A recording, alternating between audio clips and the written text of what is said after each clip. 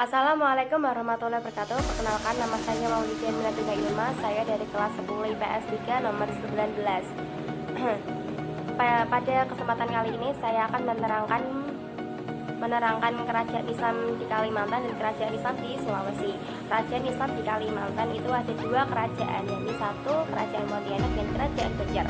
Kerajaan Pontianak didirikan oleh Syarif Idris Abdurrahman. Ia berkuasa pada tahun 1771 sampai 1808. Nah, ia sebagai seorang raja, ia mendirikan sebuah kerajaan dan beberapa benteng di sekitar wilayah kerajaannya tersebut. Lalu pada tahun 1778 FOC datang di Kalimantan dan mengganggu sistem politiknya kerajaan Pontianak ini. Lalu dengan cara FOC ini menghasut Sultan Syarif Idris Abdurrahman untuk menyerang pasukan sekutu Pontianak tersebut. Lalu pada tahun 1787 kerajaan Pontianak menguasai kerajaan Mempawah dan kerajaan Tanjung Pura. Kerajaan ini berjaya hingga pada tahun 1808 Sultan Syarif Idris Abdurrahman wafat dan digantikan oleh putranya yang bernama Sultan Syarif Usman.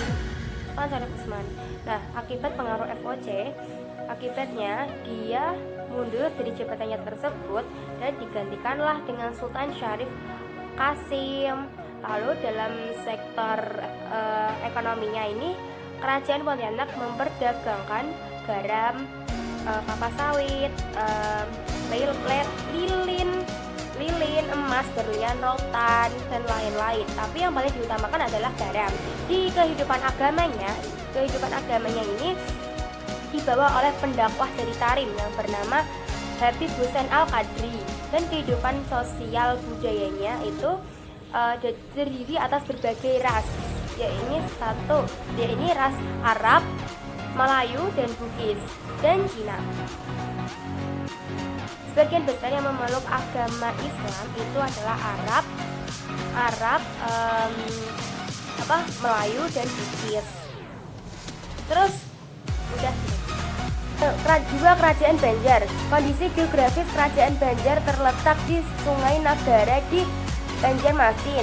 Kehidupan politik, Sultan Suryanullah merupakan pendiri kerajaan Banjar. Ia bangsawan dari kerajaan Jaya yang beragama Hindu.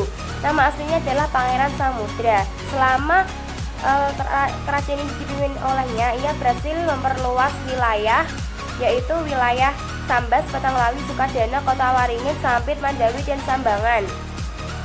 Setelah Sultan Suryanullah ini wafat, digantikanlah oleh putranya yang pertama Sultan Rahmatullah. Sultan Rahmatullah itu menjalin hubungan baik dengan Sultan Demak dan kerajaan Demak. Dan setelah Sultan Rahmatullah ini wafat, ia digantikan oleh anaknya yang bernama Sultan Hidayatullah. Tidak banyak yang tahu prestasi yang diraih oleh Sultan Hidayatullah ini, dan setelah Hidayatullah ini wafat digantikan oleh anaknya yang bernama Sultan Musta'in Billah. Sultan Musta'in Billah dianggap orang yang sangat berpengaruh di kerajaan Banjar. Ia memiliki 50.000 prajurit, dan pada saat ini pula kerajaan Banjar memiliki konfrontasi dengan kerajaan Mataram yang saat itu dipimpin oleh Sultan Agung. Dan kehidupan ekonominya, komoditas utama ekonomi kerajaan Banjar adalah lada. Pada tahun 1697 terjadi migrasi perdagangan Mataram dari Jawa akibat agresi FOC terhadap Mataram.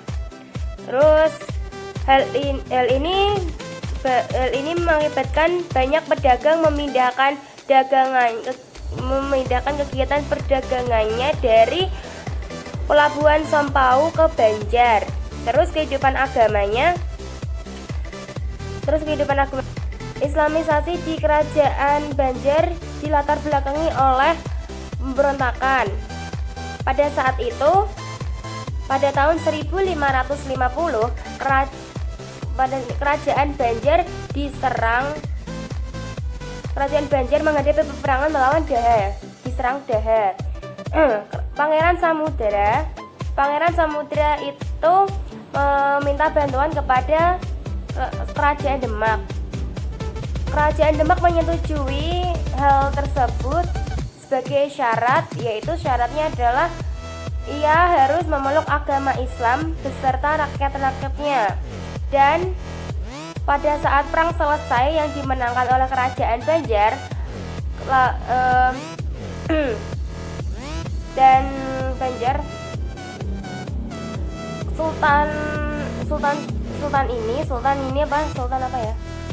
Pangeran Samudra itu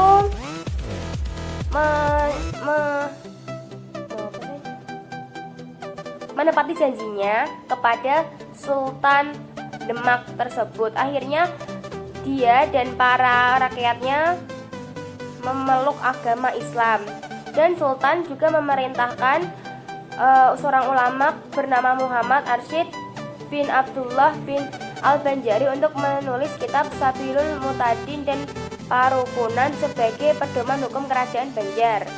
Terus 5. Kehidupan sosial dan budaya. Tingkat pertama merupakan golongan penguasa, tingkat kedua merupakan golongan Belanda, dan tingkat ketiga merupakan golongan rendah, yakni buruh, petani. Dan yang kedua adalah kerajaan Sulawesi. Kerajaan Sulawesi ada dua, yakni satu kerajaan Gorontalo dan kerajaan Wajo. Kerajaan Gorontalo letak geografinya itu di sebelah pantai barat Sulawesi Selatan, dan Laut Flores di sebelah selatan dan Laut Bone di sebelah timur. Sultan Alauddin merupakan raja yang menyebarkan agama Islam di berbagai wilayahnya tersebut. Hal ini mendapat kritikan dari kerajaan Wajo, Sopeng, Bone, dan Luwu. Akan tetapi Sultan Alauddin tidak menyerah, ia terus menyebarkan agama Islam. Setelah Sultan Alauddin wafat, ia digantikan oleh putranya yang bernama Sultan Hasanuddin. Sultan Hasanuddin membangun kerajaan Gorontalo menjadi kerajaan maritim terbesar di Indonesia di sebelah timur. Ia juga menentang perdagangan monopoli yang dilakukan oleh FOC. Ia mendapat julukan ayam jantan dari timur. Pada tahun 1667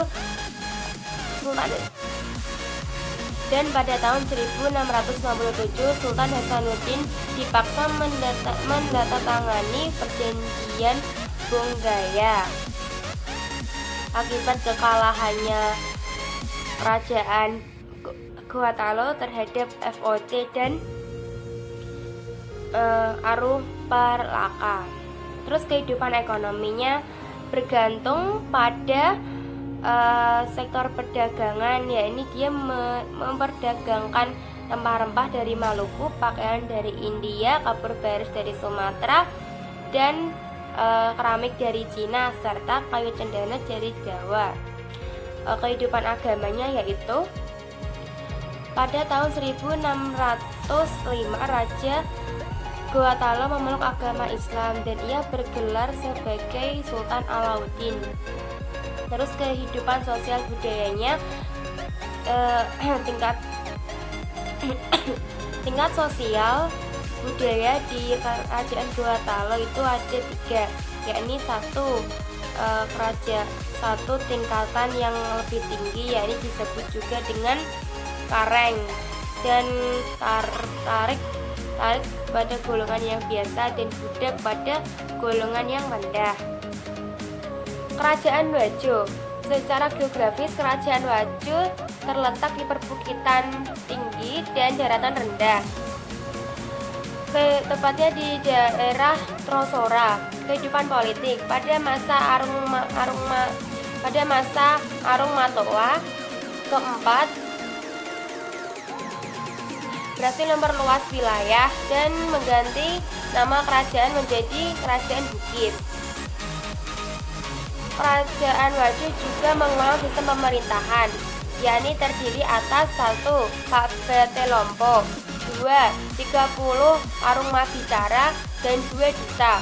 Kehidupan ekonominya berkomoditas pedagang utamanya adalah cengkeh dan kain sutra, sehingga mendapat julukan kain sutra terbaik. Kehidupan agama, menurut hikayat lokal, masuknya Islam di Wojo dibawa oleh Datuk Gandang dan Datuk Patimang.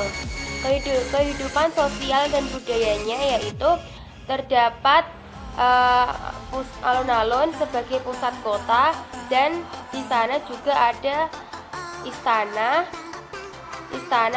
fasilitas yang dibentengi, dan masjid.